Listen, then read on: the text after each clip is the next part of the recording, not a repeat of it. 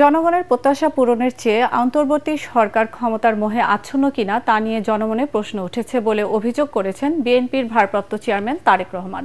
রাজধানীতে এনডিএম-এর প্রতিষ্ঠা বার্ষিকীর অনুষ্ঠানে যোগ দিয়ে তিনি বলেন, সরকার নির্বাচনের রোডম্যাপ না দেওয়ায় দেশে অস্থিরতা তৈরি হচ্ছে। জাতীয় নির্বাচনের দিন তারিখ ঘোষণাকে সরকার সুকৌশলে অভিনব শর্তের বেড়াজালে আটকে রেখেছে। জনগণের আকাঙ্ক্ষা বুঝতে ব্যর্থ হলে অস্থিরতা সামাল দেওয়া কঠিন হবে। ফ্যাসিবাদ বিরোধী যুগপৎ আন্দোলনের অন্যতম শরিক দল ন্যাশনাল ডেমোক্রেটিক মুভমেন্ট এনডিএম-এর প্রতিষ্ঠাবার্ষিকীর আলোচনা সভায় যোগ দেন গণতন্ত্র প্রতিষ্ঠার আন্দোলনে থাকা রাজনৈতিক দলের শীর্ষ নেতারা। এতে প্রধান অতিথি হিসেবে লন্ডন থেকে ভার্চুয়ালি যুক্ত হন বিএনপির ভারপ্রাপ্ত চেয়ারম্যান তারেক রহমান। সবাই নেতারা বলেন, নির্বাচনকে ঠেকাতে নানামুখী ষড়যন্ত্র চক্রান্ত চলছে। ফ্যাসিবাদের পতনের জন্য সবাই যেমন এক হয়েছিল, সব দ্বিধাদ্বন্দ্ব দূরে ঠেলে ভোটের অধিকার আদায় আবারও সবাইকে লড়াইয়ের জন্য প্রস্তুত থাকতে হবে।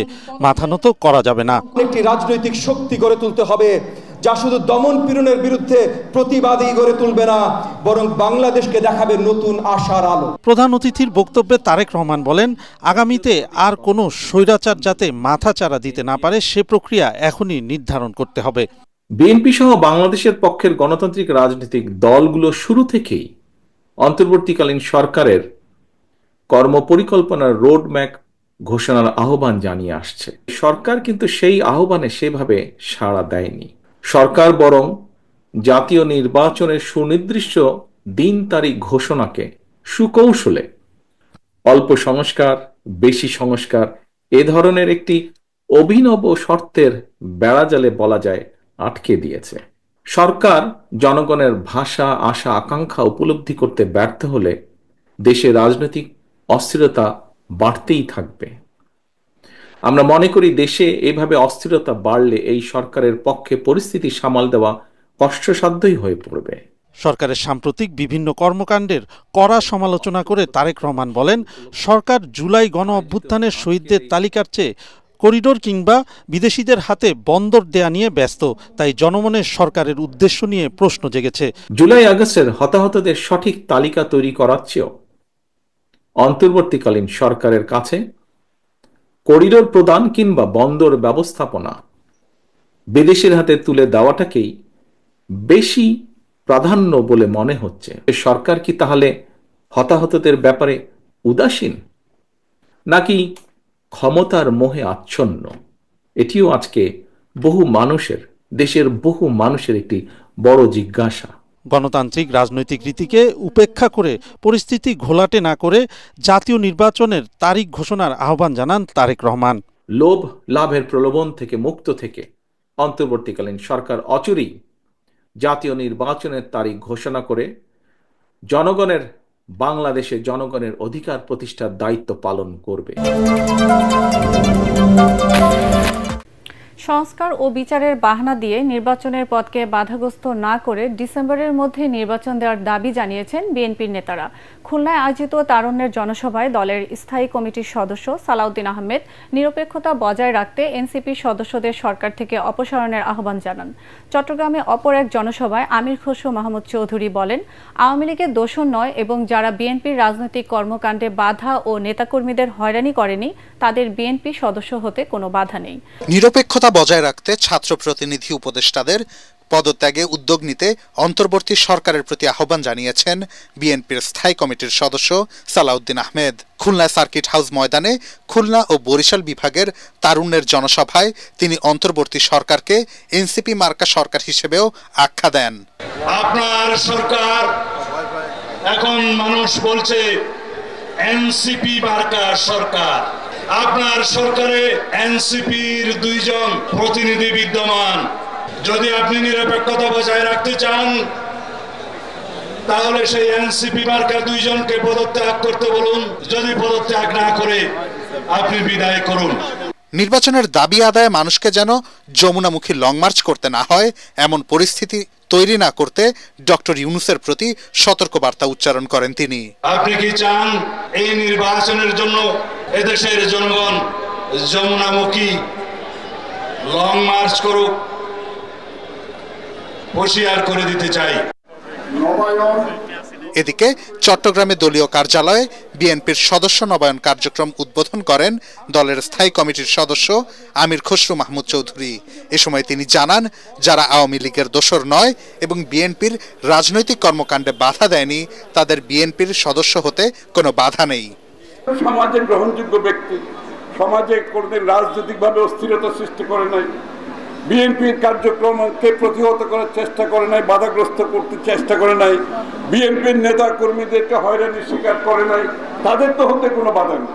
সুতরাং এই জায়গাটায় আমাদেরকে খুব সঠিকভাবে সিদ্ধান্ত নিতে হবে। অপরদিকে রাজধানীর এক অনুষ্ঠানে বিএনপির স্থায়ী কমিটির আরেক সদস্য ডক্টর মঈন খান বলেন, জনগণের প্রত্যাশা অনুযায়ী দেশকে গণতান্ত্রিক প্রক্রিয়ায় ফেরাতে জাতীয় নির্বাচনের কোনো বিকল্প নেই। গণতন্ত্রকে বাংলাদেশে ফিরিয়ে আনতে হবে এবং সেটা আনতে হবে যত দ্রুত সম্ভব। ঢাকা বিশ্ববিদ্যালয়ের শিক্ষার্থী ও ছাত্রদল নেতা শাহরিয়ার আলম শাম্য হত্যার ঘটনায় গ্রেফতার ৩ জনের ৬ দিনের রিমান্ড মঞ্জুর করেছেন আদালত। শুনানি শেষে ঢাকা মহানগর হাকিম শাহিন রেজা এই আদেশ দেন। তারা হলেন মাদারীপুর সদর উপজেলার এরশাদ হাওলাদারের ছেলে তামিম হাওলাদার, কালাম সর্দারের ছেলে পলাশ সর্দার ও ডাসার থানার যতীন্দ্রনাথ মল্লিকের ছেলে সম্রাট মল্লিক। এর আগে গত বৃহস্পতিবার গ্রেফতার ৩ জনের ১০ দিনের রিমান্ড চেয়ে আবেদন করেন মামলার তদন্ত কর্মকর্তা তৌফিক হাসান। তবে ওই দিন রিমান্ড আবেদন নাকচ করে তাদেরকে কারাগারে পাঠানোর নির্দেশ দেন আদালত। সব মশার বিরুদ্ধে সুরক্ষা দিতে এলো বসুন্ধরা এক্সট্রিম অ্যারোসল, মশার বিরুদ্ধে এক্সট্রিম সুরক্ষা। তরুণ ও প্রান্তিক মানুষকে উদ্যোক্তা হিসেবে গড়তে দেশে ক্ষুদ্র ঋণ ব্যাংক প্রতিষ্ঠায় তাগিদ দিয়েছে প্রধান উপদেষ্টা ডক্টর মোহাম্মদ ইউনূস। রাজধানীতে মাইক্রো ক্রেডিট রেগুলেটরি অথরিটির ভবন উদ্বোধনের সময় এই তাগিদ তুলে ধরেন তিনি। এজন্য মাইক্রো ক্রেডিট রেগুলেটরি আইন করাও কথা বলেন উপদেষ্টা। শুধু বাংলাদেশের জন্য নয়, বিশ্বের বিভিন্ন দেশের জন্য মাইক্রো ক্রেডিট ব্যাংক সহায়ক হয়েছে বলেও জানান ডক্টর মোহাম্মদ ইউনূস। রাজধানীর আগারগাঁওয়ে মাইক্রো ক্রেডিট রেগুলেটরি অথরিটির নতুন ভবন উদ্বোধন করেন প্রধান উপদেষ্টা ডক্টর মোহাম্মদ ইউনূস। এ সময় ক্ষুদ্র ঋণের সাফল্য তুলে ধরে প্রধান উপদেষ্টা তরুণ ও প্রান্তিক জনগোষ্ঠীকে উদ্যোক্তা হিসেবে গড়ে তুলতে ক্ষুদ্র ঋণ ব্যাংক স্থাপনে গুরুত্ব তুলে ধরেন। মানুষ মাত্রই উদ্যোক্তা, সে চাকরি চাইবে না, নিজে উদ্যোক্তা হবে। এই উদ্যোক্তা হওয়ার জন্য তাকে আমরা হাতে সরঞ্জাম তুলে দিচ্ছি, যে কারণে সে উদ্যোক্তা হতে পারবে। এখন আমরা তরুণদের, তাদের পরিবারের সদস্য, তাদের ছেলে মেয়ে যারা আছে, যারা চাকরি সন্ধানে বয়স হইতে হতে সবাই বলে চাকরি খোঁজো, এটা আর বলবে না, যেহেতু মাইক্রো ক্রেডিট ব্যাংক আছে। ডক্টর ইউনূস বলেন, মুনাফা নয় সামাজিক ব্যবসা ছড়িয়ে দেওয়াই ক্ষুদ্র ঋণ ব্যাংকের কাজ। এটা পরিষ্কারভাবে এটা নতুন একটা ব্যাংক হতে হবে, নতুন একটা আইনে, সেটা regulatory authority, micro credit regulatory authority হতে পারে, ভিন্ন অথরিটি হতে পারে, কিন্তু we need a separate banking law. এই ব্যাংক যেগুলো হবে, এগুলো হলো সামাজিক বাণিজ্যের ব্যাংক, সামাজিক ব্যবসার ব্যাংক। এটা কারো মুনাফার জন্য না। এখানে এই বৈশিষ্ট্য এনজিও হলে সেটা সমস্যা নাই, কারণ যেহেতু এনজিওকে পয়সা নিজস্ব খাতে আমদানি আয় করতে পারছে না, লাভ করতে পারছে না। যেই মাত্র ব্যাংকিং লাইসেন্স দেওয়া হবে, কেউ বলছে ঠিক আছে আমি ব্যাংকিং লাইসেন্স নিলাম, আমি এখন টাকা রোজগার করবো। সেখানে লাইসেন্সের মধ্যে, আইনের মধ্যে থাকবে এটা একটা সামাজিক ব্যবসার প্রতিষ্ঠান হবে, অর্থাৎ মালিক এর কাছ থেকে কোনো মুনাফা নিতে পারবে না। এ সময় প্রচলিত ব্যাংকের চেয়ে এই ধরনের ব্যাংকের প্রতি মানুষের আস্থা বেশি বলেও জানান তিনি। জামানতওয়ালা ব্যাংক, যারা প্রকৃত ব্যাংক বিচার করতো, বলতো, তারা আজকে হাওয়া, তারা টাকা নিয়ে লোপাট, ব্যাংক শেষ। আর মাইক্রো ক্রেডিট পরিসংখ্যান আপনারা দেখতেছেন, পয়সা কেউ মারে নাই, কেউ পালিয়ে যায় নাই, সেগুলো প্রতিটি পয়সা আছে, তাদের জমা টাকা আছে, তাদের নিজেদের কাজ চলছে এবং নিজেদের টাকায় নিজেরা চলছে। অনুষ্ঠানে অন্যান্যের মধ্যে অর্থ উপদেষ্টা সালেউদ্দিন আহমেদ, প্রধান উপদেষ্টার বিশেষ সহকারী এম আনিসুজ্জামান চৌধুরী ও বাংলাদেশ ব্যাংকের গভর্নর আহসান এইচ মনসুর বক্তব্য রাখেন। সচিবালয় অভিমুখে ইশরাক সমর্থকদের লং মার্চে বাধা দিয়েছে পুলিশ। পরে বিক্ষুব্ধরা দক্ষিণ সিটির নগর ভবনে ফিরে তালা ঝুলিয়ে দেন। এ সময় সমাবেশ থেকে মেয়র হিসেবে বিএনপি নেতা ইশরাক হোসেনের শপথ আয়োজন না হওয়ায় স্থানীয় সরকার উপদেষ্টা আসিফ মাহমুদ সজীব ভূঁইয়াকে নগর ভবনে অবাঞ্ছিত ঘোষণা করে ঢাকাবাসী ও তার সমর্থকরা। রোববার আবারও বিক্ষোভ কর্মসূচি করবেন আন্দোলনকারীরা। পূর্ব ঘোষণা অনুযায়ী লং মার্চ টু সচিবালয় কর্মসূচি পালনে ইশরাক হোসেনের সমর্থকরা খণ্ড খণ্ড মিছিল নিয়ে দক্ষিণ সিটির নগর ভবনে জড়ো হন। সেখান থেকে মিছিল নিয়ে সচিবালয়ের দিকে যান তারা। মিছিলটি 0 পয়েন্ট ও প্রেস ক্লাব হয়ে সচিবালয়ের দিকে এলে পুলিশ বাধা দেয়। বাধা পেয়ে মিছিলটি আবারও নগর ভবনের সামনে ফিরে আসে। এখানে এসে নগর ভবনে তালা ঝুলিয়ে দেন বিক্ষুব্ধরা। সচিবালয়ে আগুন লাগার পর এই ভবনে স্থানীয় সরকার মন্ত্রণালয়ের অস্থায়ী দপ্তর, ফলে দপ্তরে আসতে দেখা যায়নি উপদেষ্টা আসিফ মাহমুদ সজীব ভূঁইয়াকে। তালা দেয়ায় ব্যাহত হয় সেবা কার্যক্রমও। এমন পরিস্থিতিতে পুলিশের জলকামান ও বিজিবি মোতায়েন করে পুরো এলাকার নিরাপত্তা জোরদার করা হয়। এই সরকার এই পানির গাড়ি এই বিজিডি এই করছে। এই জলকামান তো শেখ হাসিনার সময় আসলে বুঝতাম যে সে অবৈধ সরকার, অবৈধ ক্ষমতা টিকে রাখার জন্য জলকামান, কিন্তু এখনো জলকামান কেন আসে? বিক্ষুব্ধরা বলছেন, মেয়র হিসেবে ইশরাককে শপথ বাক্য না পাঠ করানো পর্যন্ত আন্দোলন চলবে। শেখ সাহেবকে আমাদের দায়িত্ব বুঝিয়ে দিতে হবে। দাবি আদায়ের না করে আমরা ফিরব না। বিক্ষোভ কর্মসূচির আয়োজক ঢাকাবাসীর আহ্বায়ক সাবেক সচিব মশিউর রহমান জানিয়েছেন, দুর্নীতির মাধ্যমে ঢাকা দক্ষিণ সিটিতে অনির্বাচিত প্রশাসক বসানো হয়েছে। আপনার এপিএস মুআজ্জম কি করে 400 কোটি টাকার মালিক হলো? উপদেষ্টার কার্যক্রমকে আমরা তীব্র প্রতিবাদ জানিয়ে স্থানীয় সরকার পল্লী উন্নয়ন সভা উপদেষ্টা জনাব সজীব ভূঁইয়া, আসিফ মাহমুদ সজীব ভূঁইয়াকে ঢাকা সিটি কর্পোরেশনে অবাঞ্ছিত ঘোষণা করলাম। 2020 সালে ঢাকা দক্ষিণ সিটির মেয়র নির্বাচনে কারচুপির অভিযোগে মামলা করেন বিএনপির প্রার্থী ইশরাক হোসেন। আওয়ামী লীগ সরকার পতনের পর নিজের পক্ষে রায় পান ইশরাক। নির্বাচন কমিশনের গেজেট প্রকাশের 20 দিন পার হলেও সরকার মেয়র হিসেবে শপথ পড়ানোর কোনো উদ্যোগ নেয়নি বলে অভিযোগ করেছেন বিএনপি নেতা ইশরাক হোসেন। সন্ধ্যায় জাতীয় প্রেস ক্লাবে জরুরি সংবাদ সম্মেলনে একথা বলেন তিনি। বলেন, স্থানীয় সরকার সিটি কর্পোরেশনের আইনের ধারা অনুযায়ী ঢাকা দক্ষিণ সিটি কর্পোরেশনের মেয়র হিসেবে তাকে দ্রুত শপথ বাক্য পাঠ করানোর প্রয়োজনীয় ব্যবস্থা নেওয়ারও দাবি জানান তিনি। সংবাদ সম্মেলনে অন্তর্বর্তী সরকারের নিরপেক্ষতা নিয়েও সংশয় প্রকাশ করেন ইশরাক হোসেন। আমাকে শপথ গ্রহণ করানোর জন্য কোনো ধরনের পদক্ষেপ বর্তমান সরকার নেয় নাই, যেটি কিনা তাদের এখতিয়ারে পড়ে। বর্তমান সরকার বলতে স্থানীয় সরকার বিভাগকে বোঝানো হচ্ছে। এটির মধ্যে দিয়ে স্পষ্টতই বোঝা যায় যে একটি সরকারের ভেতর একটি সরকার রয়েছে যারা এখন দলীয় আচরণ করছে। তারা একটি বিশেষ দলকে সুবিধা দেওয়ার জন্য তাদের পলিসি অনুযায়ী তারা কাজ করে চলেছে। ভারতের পুশিন ঠেকাতে সরকার কঠোর হবে বলে জানিয়েছেন স্বরাষ্ট্র উপদেষ্টা অবসরপ্রাপ্ত লেফটেন্যান্ট জেনারেল মোহাম্মদ জাহাঙ্গীর আলম চৌধুরী। সুন্দরবনের সাতক্ষীরার শ্যামনগর উপজেলার দক্ষিণ পশ্চিমাঞ্চলে ভাসমান বর্ডার অবজারভেশন পোস্ট উদ্বোধন শেষে একথা জানান তিনি। এ সময় পুশিন ঠেকাতে স্থানীয় জনগণকে সচেতন থাকার আহ্বান জানান বিজিবি মহাপরিচালক। সুন্দরবনের গহীন অরণ্যে সীমান্ত সুরক্ষা সহ যে কোনো আন্তঃসীমান্ত অপরাধ দমনে কার্যকর ভূমিকা রাখতে রায়মঙ্গল নদীর বায়োশৃঙ্খলে স্থাপন করা হলো ভাসমান বিউপির। এর উদ্বোধন করেন স্বরাষ্ট্র উপদেষ্টা অবসরপ্রাপ্ত লেফটেন্যান্ট জেনারেল জাহাঙ্গীর আলম চৌধুরী। এই সময় সীমান্তের পুশ ইন নিয়ে সাংবাদিকদের প্রশ্নের জবাবে তিনি জানান, পুশ ইন বিষয়ে পররাষ্ট্র মন্ত্রণালয় ভারত সরকারকে অবহিত করেছে। পুশ ইন রোধে পর্যাপ্ত ব্যবস্থা নেওয়া হবে বলেও জানান স্বরাষ্ট্র উপদেষ্টা। ইউএনএসসির কার্ড এটা আমরা অলরেডি প্রোটেস্ট পাঠিয়েছি, যারা ইউএনএসসির কার্ড হোল্ডার, যাদের এর ভিতরে কিছু কিন্তু রোহিঙ্গা চলে আসে। এইসব রোহিঙ্গা আবার আমাদের দেশীয় ছিল, ওরাও গেছে, আবার যারা ইন্ডিয়ান রোহিঙ্গা তাদেরও পাঠায় দিচ্ছে। এই জন্য আমরা এটার প্রতিবাদ পাঠিয়েছি। ভারতের পুশিনকে উস্কানি হিসেবে দেখছেন না জানিয়ে তিনি বলেন, বাংলাদেশে অবস্থানরত অবৈধ ভারতীয়দের প্রপার চ্যানেলে পাঠানো হবে। বাংলাদেশেও অবৈধ ভারতীয়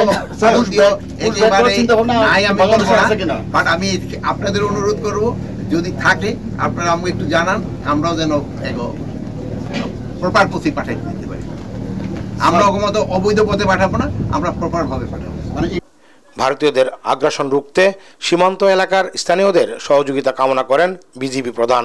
এর মাধ্যমে এই এলাকায় চোরাচালান আরো প্রতিহত সুন্দরভাবে, অপরাধ এবং চোরাচালান আরো সুন্দরভাবে প্রতিহত করার আশা রাখি। ভাসমান বিউপিটি সুন্দরবনের জল সীমান্তের নিরাপত্তা ও শান্তি বজায় রাখতে সক্ষম হবে বলে মনে করেন বিজিবি মহাপরিচালক। ঋণের ফাঁদে না পড়ে আইএমএফ-এর প্রাপ্ত অর্থের সঠিক ব্যবহার নিশ্চিতের তাগিদ দিয়েছেন অর্থনীতিবিদ ও আইসিবির চেয়ারম্যান অধ্যাপক আবু আহমেদ। রাজধানীতে আয়োজিত এক বিতর্কিত প্রতিযোগিতায় প্রধান অতিথির বক্তব্যে তিনি একথা বলেন। এ সময় বিগত সরকারের আমলে লুটপাটের মাধ্যমে দেশের অর্থনীতিকে ধ্বংস করা হয়েছে বলে মন্তব্য করেন debate for democracy chairman Hasan Ahmed Chowdhury Kiron. Debate for ডেমোক্রেসির আয়োজনে অনুষ্ঠিত হয়েছে আইএমএফ-এর ঋণ ছাড় হওয়াতে উন্নয়ন সহযোগীদের আস্থা বৃদ্ধি পাবে শীর্ষক ছায়া সংসদ বিতর্ক প্রতিযোগিতায় অংশ নেয় প্রেসিডেন্সি ইউনিভার্সিটি ও সরকারি শহীদ সোহরাওয়ার্দী কলেজ। এ সময় ডিবেট ফর ডেমোক্রেসির চেয়ারম্যান অভিযোগ করেন, বিগত সময়ে উন্নয়নের নামে ঋণ নিয়ে হাজার কোটি টাকা পাচার করা হয়েছে। ইউরোপ, আমেরিকা, কানাডা, সিঙ্গাপুর, দুবাইতে বাড়ি গাড়ি করে দেখছি আমরা এক শ্রেণীর ব্যবসায়ীরা, এক শ্রেণীর রাজনীতিবিদরা, এক শ্রেণীর আমলারা তারা একটা ত্রিমুখী নেক্সাস করে বাংলাদেশ থেকে হাজার হাজার কোটি টাকা বিদেশে পাচার করে তারা সম্পদ করছে, তারা ব্যবসা বাণিজ্য করছে, অথচ ওদিকে আমরা আইএমএফ ঋণের জর্জরিত হচ্ছি। সেই অবস্থায় বিগত সরকারের আমলে যে অবস্থা, সে অবস্থায় আমাদের ফিরে যেতে না হয় সেটি কিন্তু আমাদেরকে খেয়াল রাখতে হবে। আর অর্থনীতিবিদ অধ্যাপক আবু আহমেদ বলেন, শুধু ঋণ নেওয়া নয়, নিশ্চিত করতে হবে এই অর্থের সঠিক ব্যবহার। IMF এর টাকা হোক, ওয়ার্ল্ড ব্যাংকের টাকা হোক, it is your money. Taxpayer shall have to pay back this fund. Taxpayer জনগণই তো তাদেরকে আবার শুদ্ধ ফেরত দিতে হবে। সুতরাং ওই সঠিকভাবে শুধু IMF এর টাকা না, জাইকার টাকা, ওয়ার্ল্ড ব্যাংকের টাকা, ওই আইডিবির টাকা সবগুলো আমাদের সঠিকভাবে ব্যবহার করতে হবে এবং সেটার দায়িত্ব হচ্ছে বাংলাদেশি লোকদের, বাংলাদেশের পলিসি মেকার, বাংলাদেশের অ্যাডমিনিস্ট্রেটরদের। আইএমএফ ঋণ গ্রহণ করার কারণের জন্য আমাদের জনস্বার্থ বিরোধী কোনো ঘটনা ঘটে, আমরা আমাদের ভর্তুকি কমিয়ে দেই, আমরা আমাদের বিদ্যুৎ, পানি, গ্যাস এগুলোর মধ্যে যদি আমরা আমাদের সাবসিডি উঠিয়ে দিই, সারের সাবসিডি উঠিয়ে দিই, তাহলে কিন্তু আমাদের জনস্বার্থ বিরোধী নানা কার্যক্রম হওয়ার যে সংকট, যে চ্যালেঞ্জ সেটি হতে পারে। তাই আইএমএফ ঋণ গ্রহণ করেই কিন্তু আমরা জনগণের প্রতি যে তাদের অবিচার করা, সেটি কিন্তু আমাদের করা ঠিক হবে না। যুক্তি, তর্ক ও বিতর্ক শেষে সরকারি শহীদ সোহরাওয়ার্দী কলেজকে বিজয়ী হিসেবে ঘোষণা করা হয়। মার্কিন শুল্ক নীতি নিয়ে ব্যবসায়ীদের চিন্তার কোনো কারণ নেই বলে আশ্বস্ত করেছেন সিপিডির সম্মানীয় ফেলো ডক্টর দেবপ্রিয় ভট্টাচার্য। তিনি বলেন, শুধু বাংলাদেশ নয়, সব দেশেরই শুল্ক বাড়ছে, ফলে প্রতিযোগিতায় কেউ এগিয়ে যাবে না। মার্কিন শুল্ক নীতি নিয়ে আলোচনায় তিনি এসব কথা বলেন। বাণিজ্য সচিব জানান, সমস্যা সমাধানে যুক্তরাষ্ট্রের সঙ্গে দ্বিপাক্ষিক আলোচনাকে গুরুত্ব দেওয়া হচ্ছে। এ সময় ব্যবসায়ীরা বলেন, জ্বালানি সংকট, কাস্টমস হয়রানির কারণে খরচ বাড়ছে আর কমছে উৎপাদন, এর ফলে কমে যাচ্ছে প্রতিযোগিতা সক্ষমতা। এপ্রিলের শুরুতে 180টি দেশের উপর নতুন করে শুল্ক আরোপ করে ট্রাম্প প্রশাসন। এক্ষেত্রে দেশটির বাজারে রপ্তানির বিপরীতে 10 থেকে 50% পর্যন্ত শুল্ক আরোপ করা হয়। যদিও বিষয়টি নিয়ে বিশ্বব্যাপী ব্যাপক সমালোচনার মুখে শেষ পর্যন্ত তা 3 মাসের জন্য স্থগিত করা হয়েছে। মার্কিন শুল্ক নীতি নিয়ে ঢাকা চেম্বারের মতবিনিময় সভায় গবেষক ও ব্যবসায়ীরা বলেন, মার্কিন শুল্ক নিয়ে চিন্তিত হওয়ার কোনো কারণ নেই, কেননা প্রতিযোগী সব দেশের উপরেই শুল্ক আরোপ করা হয়েছে। শুল্কের মাধ্যমে যে সমস্ত পোশাক পণ্যের উপরে দিতে চাচ্ছেন, সেহেতু রিলেটিভ কম্পিটিটিভনেস, তুলনামূলক প্রতিযোগিতার জায়গাতে আমরা খুব বেশি হারাচ্ছি না। যতখানি ভয় পাচ্ছি, অত ভয় পাওয়ার কারণ নেই। আমি দায়িত্ব নিয়ে কথাটা বললাম। অনুষ্ঠানে বাণিজ্য সচিব জানান, ট্রাম্পের শুল্ক নীতি মোকাবেলায় ডব্লিউটিওর মতো বহুপাক্ষিক প্ল্যাটফর্মের পরিবর্তে দ্বিপাক্ষিক আলোচনাকে গুরুত্ব দিচ্ছে বাংলাদেশ। ইউএস এর সাথে আমরা যে ধরনের এনগেজমেন্টে আছি, সেটাকে আপাতত এখন পর্যন্ত ভালো আমরা মনে করি। আগামী সপ্তাহ থেকে আমরা একটু কনসালটেশন করব with our experts and business community. শুল্ক নীতির পাশাপাশি ব্যবসার পরিবেশ সৃষ্টির তাগিদ দিয়ে ব্যবসায়ীরা জানান, জ্বালানি সংকট, কাস্টমস হয়রানিতে পণ্য উৎপাদনে খরচ বাড়ছে। ট্যারিফের শক অ্যাবজর্ব করার আগে আমি এখন যে অবস্থায় আছি, এটা যদি ইমিডিয়েটলি সলভ না হয়, backward linkage industry in next 1 month আসলে কি অবস্থায় যাবে আমি শঙ্কিত। অনুষ্ঠানে জানানো হয়, বাণিজ্য ঘাটতি কমাতে মার্কিন পণ্যে শুল্ক হার কমানোর কাজ করছে সরকার।